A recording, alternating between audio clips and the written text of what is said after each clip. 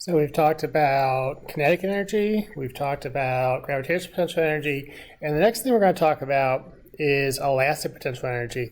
So to start this off, we're going to talk about springs. So this type of energy, it's not strictly springs, but anything that's stretchy. And more specifically, elastic potential energy will occur if we have a system that involves something that can compress or extend, stretch, and the force applied to it is directly proportional to the amount it compresses or stretches.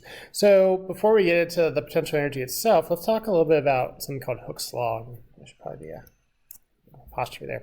So springs and Hooke's law. So if you imagine that you have a spring, okay, so we have a spring and it's attached to this block or whatever, right? And it has some natural length. You can call it L or whatever. And then we take this and we exert a force on it, and it causes this spring to stretch out, okay? And it makes it extend some distance, delta x. What Hooke's law says is that the force required to stretch it out this length of delta x is going to be equal to negative k delta x. And so the force, it's very often it's negative because it's in the opposite direction from the stretch. But this is Hooke's law. It's a very simple law. There's a huge history between Newton and Hooke, and they really did not like each other at all. So it's kind of sad that Hooke, who did a lot of great work, the only thing that's named for him is this law for springs, right? It's a very simplistic law.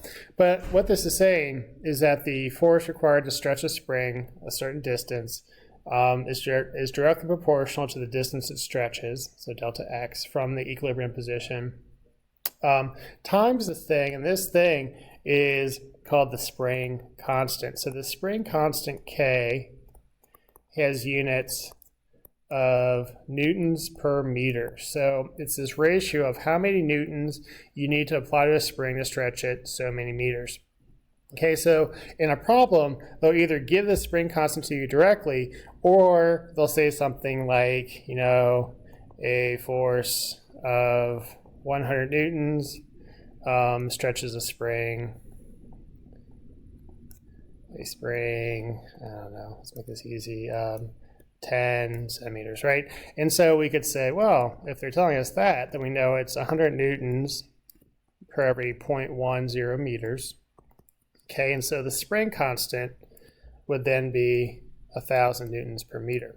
Okay, so it can give it to you one of two ways, either directly and just tell you, hey, here's the spring constant, or it'll give you like a force and the amount of stretch or compression, and then you can take the ratio and figure it out that way. So that's all Hooke's law says. But notice that we won't be applying the same force the whole time, because the further you stretch the spring, the more force is required. So you can imagine that as the spring is stretching, the force that you're applying to it over the stretch is increasing, and it's doing that in a linear manner.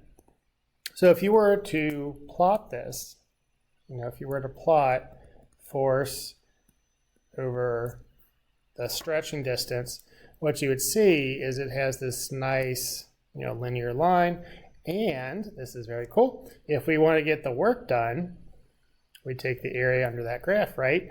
And so the work done in stretching that spring will be equal to 1/2, because it's a triangle, right? 1/2 base times height. So the height is the force, and the base is the delta x. And so this would be the work done in stretching that spring or compressing that spring some distance, delta x. Now, work, as we learned, is a change in energy. And so the question is, okay, there's work being done to compress or stretch a spring. What type of energy is this changing? And the answer to that is it's changing the energy of the spring system. Okay, so if we were to have a spring, and let's not stretch it, let's compress it this time, and say originally this is the equilibrium position, okay, and then we stretch it, compress it some distance delta x, we have to do work on that, and this is called elastic potential energy. This elastic potential energy that we will, that we will create in doing work on the spring is going to be equal to 1/2 kx squared. Because, sorry, I should back up and explain. This force, remember, is k times delta x, and so this work is going to be 1/2. Oh, I keep wanting to put force in there. 1/2 k delta x squared. Okay, so maybe that's a more useful thing. 1/2 k delta x squared, and then this is the expression for the elastic potential energy. So if we know the spring constant and we know the amount that spring was stretched or compressed, then we use this equation, and that tells us the potential energy that we've built up in our spring system. And that's pretty much it, guys. So if you have any questions, please let me know.